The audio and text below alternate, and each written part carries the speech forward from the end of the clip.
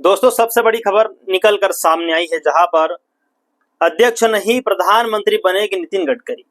संघ के सामने सरेंडर हुए मोदी। नितिन गडकरी का बड़ा बयान। गडकरी ने कहा कि उन्हें कई बार प्रधानमंत्री पद का प्रस्ताव मिला है, लेकिन उन्होंने इस कदम को स्वीकार नहीं किया, क्योंकि उनका कहना है कि प्रधानमंत्री बनना मेरा लक्ष्य नहीं है। जब उनसे पूछा गया कि किसने यह प्रस्ताव दिया था, उन्होंने नाम नहीं बताया। उन्होंने यह भी साफ किया है कि वह राजनीति में पद पाने के लिए नहीं आए और उनके सिद्धांतों से समझौता नहीं करेंगे। यह बयान सार्वजनिक है और मीडिया में सामने आ चुके हैं, लेकिन यह प्रधानमंत्री बनने का प्रस्ताव मिला है और सहमति न देना का बयान है, न कि यह कि वो निश्चित रूप से प्रधानमंत्री बनेंगे। देखिए पूरे वीडियो में डिटेल के साथ।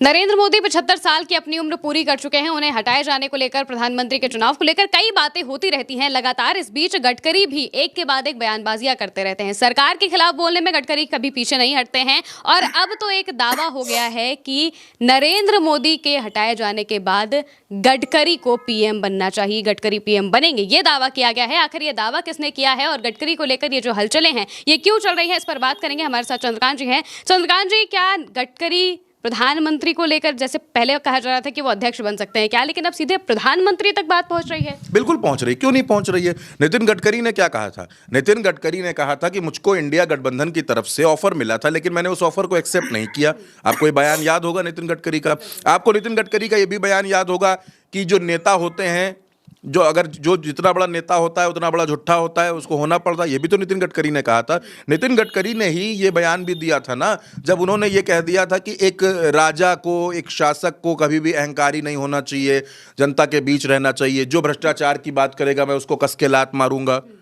नितिन गडकरी ने ही तो ये सारे बयान दिए थे। नितिन गडकरी ने ही तो ये कहा था कि मैं अपने मंत्रालय में काम नहीं कर पा रहा हूं। नितिन गडकरी ने ही तो ये कहा था कि मेरे खिलाफ पैसे दे करके सोशल मीडिया पर कैंपेन चलाए गए। ये नितिन गडकरी ने ही तो कहा। नितिन गडकरी के ही बयान थे ये। लेकिन नितिन गडकरी की मैं बात करूंगा कि नितिन गडकरी को लेकर आपने जो सवाल पूछा प्रधानमंत्री को लेकर, मोहन भागवत का ये बयान देखिए आप। मोहन भागवत ये बात कहते हैं कि सरकार की गलत नीतियों की वजह से जेनजी नाराज हो जाते हैं। जेनजी के प्रदर्शन से अब संघ को भी डर लगने लगा है। कौन है जेनजी? जेनजी इसी देश के नागरिक हैं। जेनजी हमारे और आपके बीच के लोग ही हैं। क्यों आप डर रहे हैं? क्योंकि आपने नेपाल में देखा जो कुछ हो गया। मैं उस पर नहीं जाना चाहता। लोगों के अंदर अगर महिमा नाराजगी होगी तो वो नाराजगी जाहिर होगी। जेनजी अगर उत्तराखंड में सड़क पर उतर जाएं और वो ये कहें कि उनको नौकरी नहीं मिल रही, पेपर लीक हो रहे हैं, तो इसमें क्या गलत है? ये तो उनका गुस्सा है। लद्दाख में सोनम वांगचुक की गिरफ्तारी होगी, पूरे देश में लोग सड़क पर उतर जाएंगे और इस गिरफ्तारी को गलत बताएंगे, तो इसमें क्या गलत है? क्या सोनम वांगचुक के साथ सही हुआ इस देश में? क्या अन्याय के खिलाफ, क्या अपनी मांगों के लिए आंदोलन करना, अपनी आवाज उठाना गलत हो गया इस देश में? क्या सच को अब सच नहीं कहा जाएगा? मोहन भागवत खुद ये कह रहे हैं कि अगर सरकार की नीतियां गलत होती हैं, नीतियां हर किसी का ध्यान रखकर नहीं बनती हैं, तो लोगों के अंदर गुस्सा आता है। कौन है मोहन भागवत? संघ के प्रमुख। कौन है गडकरी? संघ के करीबी। कौन है गडकरी? नागपुर के सांसद। कौन है गडकरी? बीजेपी के अध्यक्ष रह चुके हैं। और कौन है गडकरी? जिनकी गुजरात लॉबी से कभी बनी नहीं। आप याद करिए, 2014 से लेकर ये 2025 आ गया। नितिन गडकरी इकलौते आदमी होंगे जिन्होंने इतने बयान दिए हैं। कोई और मंत्री आपने देखा इतने बयान देते हुए खुलकर? बिल्कुल, और स्पष्ट तौर पर खुलकर वो बोलते हैं। और अब कांग्रेस के एक विधायक हैं, दक्षिण भारत से आते हैं, कांग्रेस के विधायक हैं गोपाल कृष्णन। वो ये कह रहे हैं कि नरेंद्र मोदी के बाद भारतीय जनता पार्टी में अगर कोई योग्य व्यक्ति है तो वो नितिन गडकरी हैं, जो प्रधानमंत्री बन सकते हैं। अब आप भूल जाइए जो नाम चल रहे थे, बहुत से नाम रेस में थे। मोदी के बाद कौन, मोदी के बाद कौन, ये सवाल था। अब नितिन गडकरी के नाम अचानक सुर्खियों में। और आज से नहीं है महिमा, आज से नहीं है। नरेंद्र मोदी जब 75 बरस की उम्र को पूरा भी नहीं किए थे, यानी सितंबर के महीने से पहले, उपराष्ट्रपति के चुनाव से पहले, तब से यह बहस चल रही है कि नरेंद्र मोदी के बाद कौन। वो भारतीय जनता पार्टी जो अभी तक अपना अध्यक्ष नहीं चुन पाई।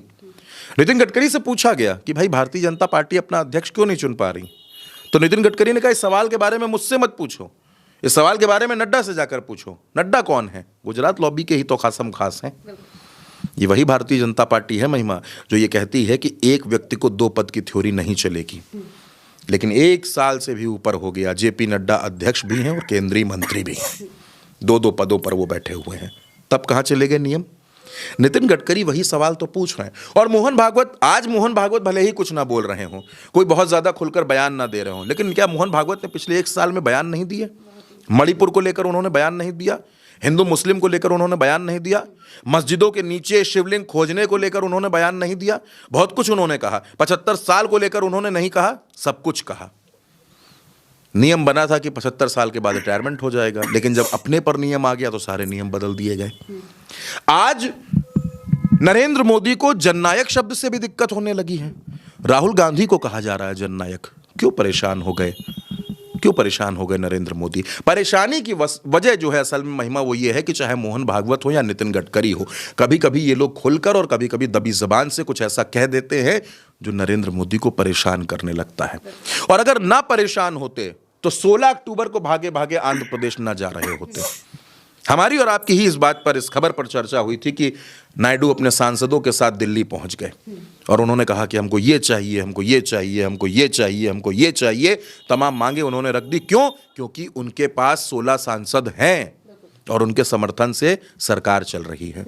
नायडू अगर रूठे और इस सरकार से वो टूटे तो उसके बाद इस सरकार का क्या होगा? नीतीश और नायडू, ये 2 व्यक्ति बड़े इंपॉर्टेंट हैं और इसीलिए नायडू को मनाने जा रहे हैं नरेंद्र मोदी। 16 अक्टूबर को वहां पर अरबों का काम होने जा रहा है, विकास परियोजनाओं का। खैर, मैं उस पर नहीं जाता, लेकिन स्थितियां ये चल रही हैं। दूसरी तरफ जब ये कहा जाता है कि नितिन गडकरी प्रधानमंत्री बन सकते हैं, नितिन गडकरी प्रधानमंत्री हो सकते हैं, तो ये बात कितनी चुभती होगी, ये बात कितना परेशान करती होगी, ये बात कितना हैरान करती होगी, आप इसको सोच कर देखिए।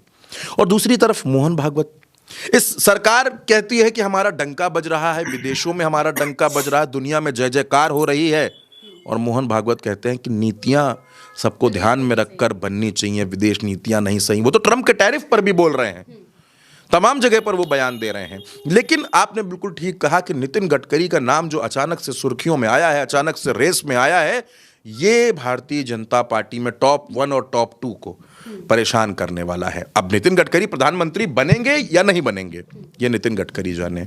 लेकिन एक बात महिमा बिल्कुल साफ है कि नवंबर के महीने में केंद्र सरकार में एक बड़ी हलचल के संकेत जरूर दिख रहे हैं। बिल्कुल, और गुजरात लॉबी की नितिन गडकरी से बिल्कुल भी नहीं बनती है, बहुत अच्छी तरीके से उनकी नहीं बनती, क्योंकि गडकरी संघ के करीब है। और अगर उनको लेकर ये बात होती है कि वो प्रधानमंत्री बन सकते हैं, यहाँ तक कि कांग्रेस के नेता अगर ये बातें कहें कि नितिन गडकरी को प्रधानमंत्री बनना चाहिए नरेंद्र मोदी के बाद, तो ये बात गुजरात लॉबी को काफ़ी अच्छे तरीके से चुभने वाली है। अब जाहिर सी बात है कि बिहार चुनाव के बाद नवंबर के महीने में बहुत कुछ बड़ा बीजेपी में हो सकता है। फिलहाल के लिए मेरे साथ इस चर्चा